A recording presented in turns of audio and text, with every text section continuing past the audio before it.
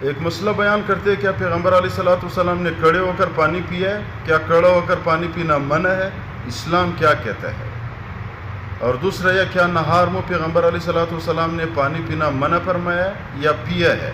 دونوں مسئلے بیان کرتے ہیں۔ مسئلہ بتانے سے پہلے آپ لوگوں سے گزارش ہے چینل سبسکرائب کریں تاکہ ہمارے حوصلہ افزائی ہو جائے اور آپ لوگوں تک ہماری ویڈیو پہنچ سکے۔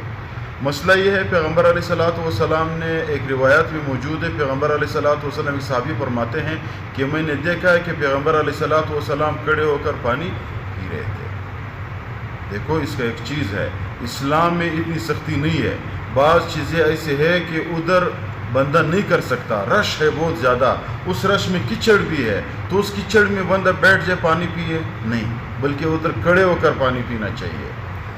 پیغمبر علیہ السلام نے بھی کبھی کبھی کھڑے ہو کر پانی پیا ہے۔ ادھر ضروری ہے کہ کھڑے ہو کر پانی پیے، کیونکہ کپڑے ناپاک ہوتے ہیں اور بھی مسلمانوں کو تکلیف ہو جاتا ہے، انسانوں کو تکلیف ہوتا ہے، بہت زیادہ رش ہے اور ادھر میں بیٹھ جاتا ہوں۔ ہاں ٹھیک ہے، اکثر پیغمبر علیہ السلام نے بیٹھ کر پانی پیا ہے، کھڑے ہو کر نہیں پیا، لیکن کبھی کبھی پیا ہے، اکثر نہیں پیا ہے۔ اور دوسرا، کیا نہار میں پانی پینا نقصان دہ ہے؟ دونوں روایت موجود ہے، لیکن حکماء صاحبان اور ڈاکٹر صاحبان یہ فرماتے ہیں کہ اگر نہار میں کسی نے پانی پیا تو رات کو جو کھانا کھایا ہے اس کی جو تری معدے میں موجود ہے وہ، اور سانس کی نالی میں یا اس کی نالی میں جو خوراک والی نالی میں تری موجود ہے وہ چربی بن جاتی ہے، وہ سیدھا کی سیدھا دل کی نالیوں میں جاتا ہے، تو یہ اس کے لیے نقصان دہ ہے۔ ایک یہ، دوسرا نہار میں پانی پینا قوت باہ کو کم کرتا ہے۔ لوگوں نے تو یہ مشہور کیا ہوا ہے کہ بھائی نہار میں پانی گردے صاف کرتا ہے، معدہ صاف کرتا ہے، یہ چیزیں کرتا ہے، لیکن آپ لوگ ڈاکٹر سے پتہ کریں، حکیم سے پتہ کریں، بڑے بڑے دانشوروں سے پتہ کریں، وہ یہ فرماتے ہیں کہ اس کا یہ نقصان ہے۔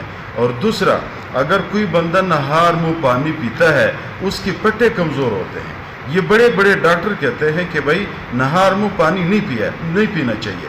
پیغمبر علیہ السلام شہد نیم گرم پانی میں کبھی کبھی پیتے تھے، لیکن نہار میں پانی انسان کی صحت کے لیے بہت زیادہ نقصان دہ ہے۔